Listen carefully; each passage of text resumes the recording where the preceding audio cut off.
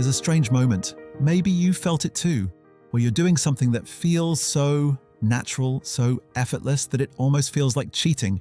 You walk out of that meeting or hit send on that idea and people go, "Wow, that was incredible." And you smile politely, say thank you, but deep down you wonder, why does this even count? That wasn't hard. You've spent your whole life believing that success must be earned through struggle, that real value only comes from pushing, grinding, sweating your way forward, that if something feels easy, it can't possibly be important.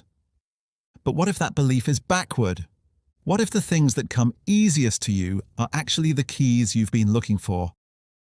If you've ever overlooked your own ease, written off your strengths because they didn't feel like enough, or convinced yourself that only pain leads to progress, this episode is for you.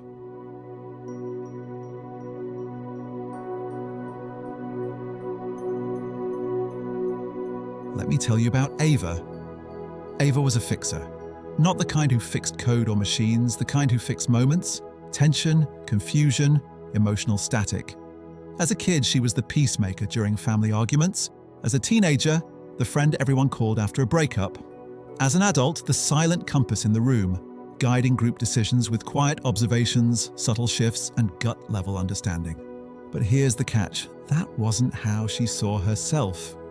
In Ava's ordinary world, success looked different. It wore sharper clothes, it had bullet points, quarterly metrics, and big words like strategic foresight and cross-functional alignment.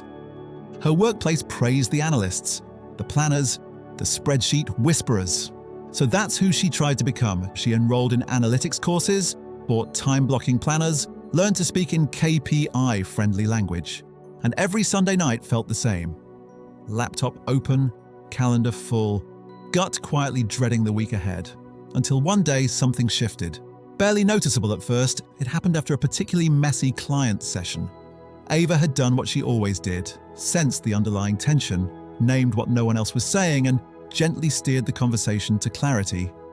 Later, as they wrapped up, her manager said casually, "You know, you're incredible at reading people, like the way you just got what they needed. That's rare." It was a passing comment, but it landed deep. For a moment, Ava felt seen, like someone had named something she never dared to call a strength. But her mind rejected it almost instantly. "That's not a skill," she told herself. "That's just me being me." She laughed it off, changed the subject, kept moving. Because if she acknowledged it, she'd have to rethink everything. Her strengths, her path, her idea of what counts. A few weeks later, late at night, Ava was lying in bed, half scrolling through her feed, when her phone buzzed. It was a message from her sister, Maya. No text, just a voice note. "Hey, I saw this post and immediately thought of you. Just read it, okay? It's short, but I think it'll hit home." Ava clicked the link. It was a carousel. Each slide was like a quiet nudge. Slide 1. Your strengths aren't always the things you've earned. Sometimes they're the things you've ignored because they've always been with you. Slide 2. What comes easy to you is your competitive advantage, not a fluke. And on the final slide, a question. What do you do so naturally that you've stopped noticing it's valuable? She stared at it. And for some reason, that was the moment she stood up, pulled her old notebook from the shelf, and picked up a pen. She didn't write down goals. She didn't make another to-do list.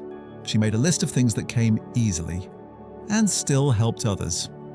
Reading emotional cues no one else noticed. Framing feedback in a way people could actually hear. Creating safety in rooms that felt tense. She didn't show anyone the list, she just kept it. So when the next project came up, Ava paused. This time, instead of defaulting to her usual routine, grabbing spreadsheets, pulling performance reports, she asked herself a quieter question. What would this look like if I led with what I naturally see first? And then Ava took a risk. Not a risk in the traditional sense, but in her world, it was. Instead of forcing herself to start with numbers and forecasts, she started with what she saw in the people. She mapped out the user journey, not just in data points, but in emotions, blocks, motivations. She predicted concerns before they came up, gave the team a human lens. It wasn't flashy, it didn't go viral, it didn't get her a raise, but it worked, and more importantly, it felt good. So she kept going, She started tracking her energy, not just what she did, but how it felt. She paid attention to the days that flew by, the meetings where people leaned in, the feedback that stuck with her. She began journaling like a detective, not looking for flaws, but for patterns of ease. At first, it felt indulgent, like she was making too much of things that didn't count. But slowly, a picture formed. Her greatest value didn't come from what she forced. It came from what she flowed. Then came the test. Her company invited her to lead a team training. The topic? Strengths-based collaboration. Her heart said yes. Her brain screamed no. What if I get exposed? What if someone asks for hard metrics? What if reading people sounds like fluff? But something deeper nudged her. This was her cave. She stepped onto that small stage, palms sweaty, told the story of her own shift, and for the first time, she didn't mask her instincts. She claimed them. Afterward, people came up, not to praise her delivery, but to thank her for putting words to something they'd felt, but never voiced. That was her turning point.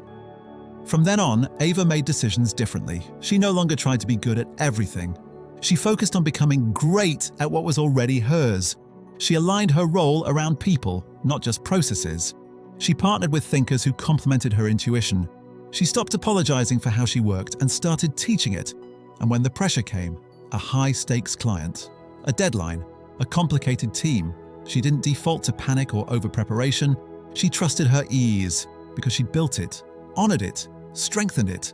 And now, when Ava mentors others, her first question is always the same. What's the thing you've always dismissed because it comes easy? Maybe you have an Ava inside you too.